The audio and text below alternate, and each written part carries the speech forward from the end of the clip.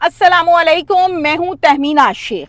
2 दिन पहले सियालकोट की तहसील डस्का में होने वाले अफसोसनाक वाक़े कत्ल की तमाम तर तफसीलात आपके सामने मैंने अपने व्लॉग में रखी थी, जहां व्लॉग में ये चीज़ क्लियर की गई थी कि 7 माह की हामला खातून को उसकी सास, उसकी नंद ने पकड़ के कत्ल किया है और फिर उसकी लाश के टुकड़े टुकड़े किए हैं, बोरियों में डाली है और डालकर उसको गंदे नाले में फेंक दिया।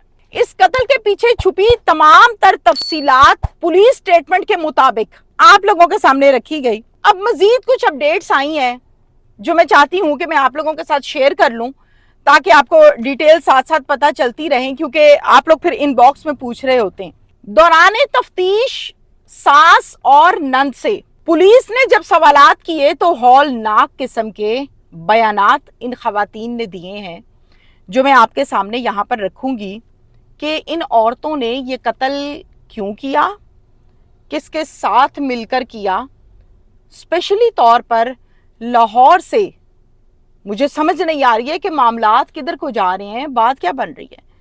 लाहौर से बाकायदा कसाई को बुलाया गया है कि तुमने आके इस लड़की के टुकड़े टुकड़े करने हैं। नॉर्मली उजरती कातिल हायर किया जाता है पैसे देकर और फिर उसके बाद उससे कत्ल करवाया जाता है। इस केस में कसाई ने एक अनोखी किस्म की डील की है। इस कसाई को भी गिरफ्तार किया, दोनों खवातीन को भी पुलिस ने गिरफ्तार किया, कसाई से भी तफ्तीश की गई। जो स्टेटमेंट आई है मैं वो भी आप लोगों के सामने रखूंगी।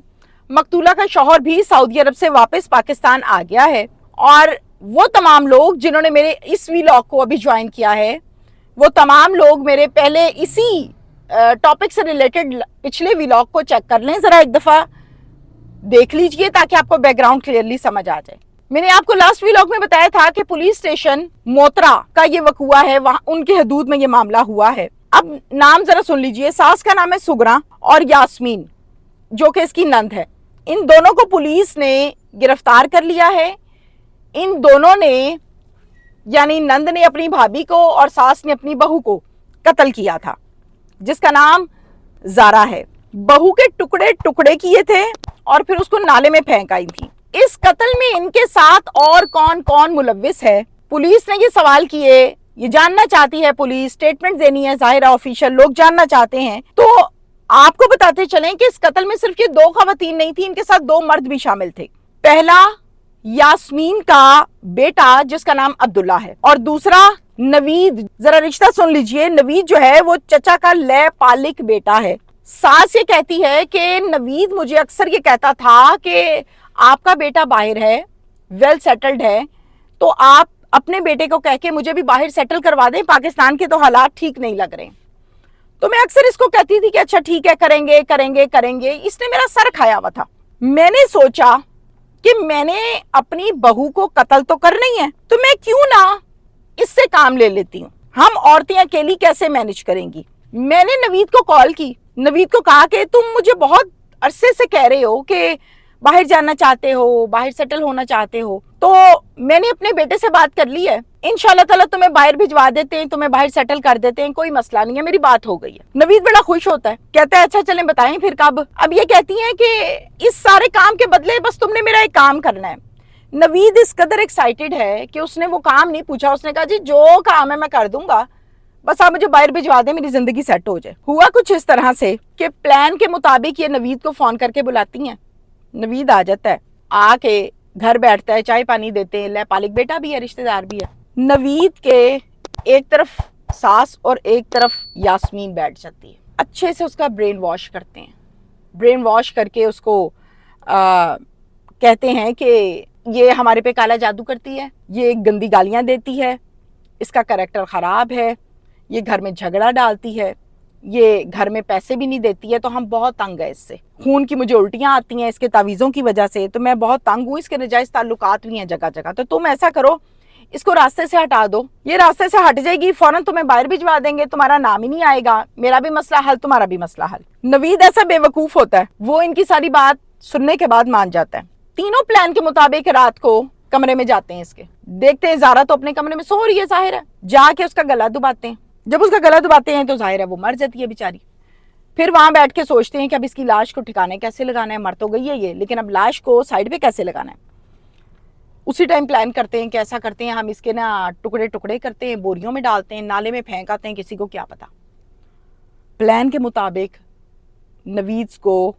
नवीद से ये लाश के टुकड़े टुकड़े करवाती है ये खातून मुलजिमा, जो कि रिश्ते में सास है।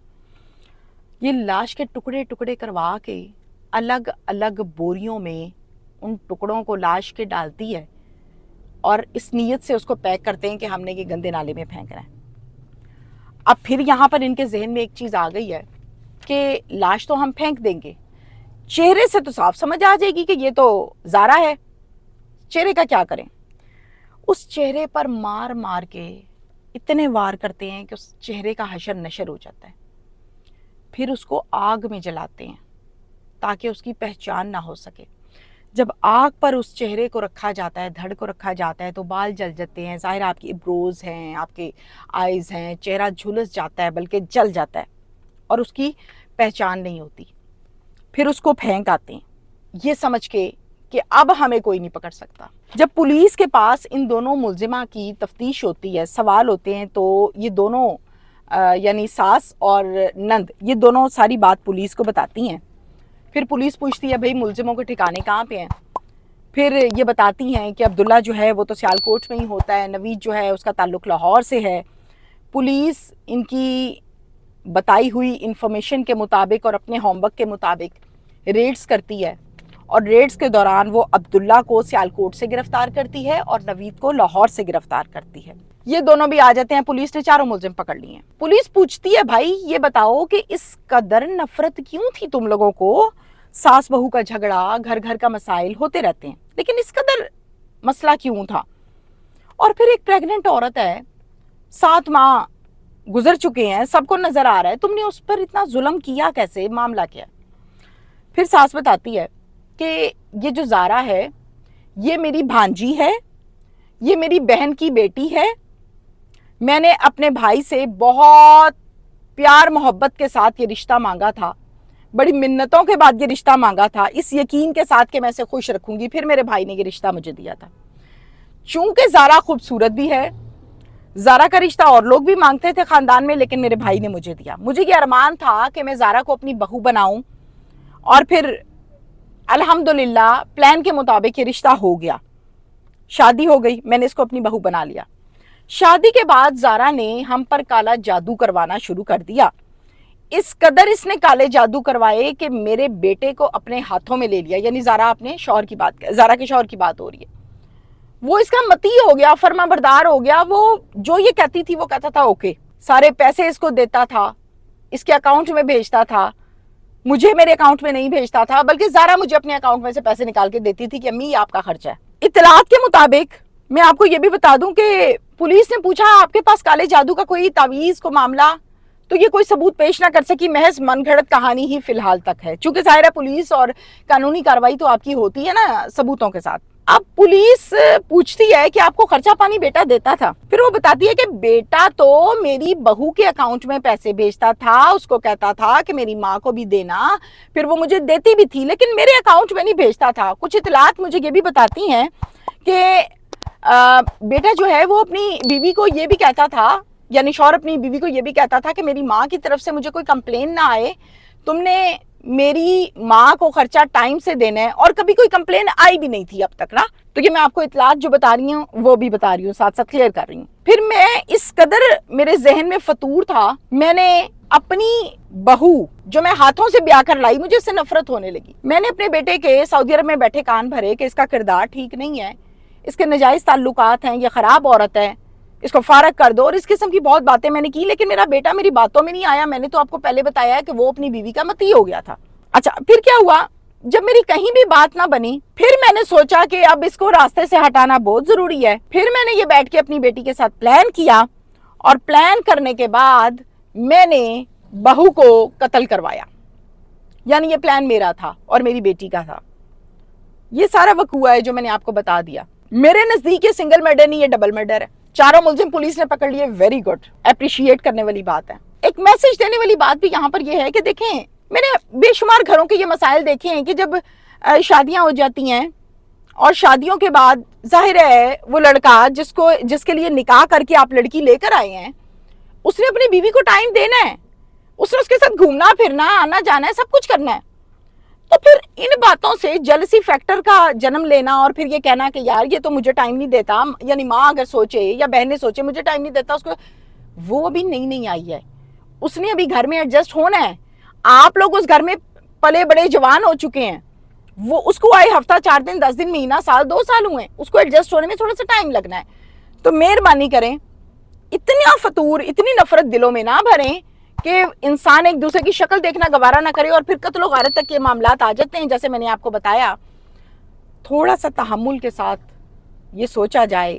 آخری جملہ اس ولاگ کا، جو ماں ہے وہ بھی تو کبھی کسی کی بہو بنی تھی نا، بیاہ کر آئی تھی نا، بچے پیدا کیے تھے نا، آج وہ اپنی بہو لے کر آئی ہے. تو اگر اپنی جوانی اور اپنا وہ بہو ہونے کا ٹائم، رخصت ہونے کا ٹائم، سسرال کا ٹائم یاد کر لیں تو بہت سے مسائل حل ہو جاتے ہیں. اور مسئلے ہمیشہ پیار سے حل ہوتے ہیں، کبھی جھگڑوں سے مسئلے حل نہیں ہوئے.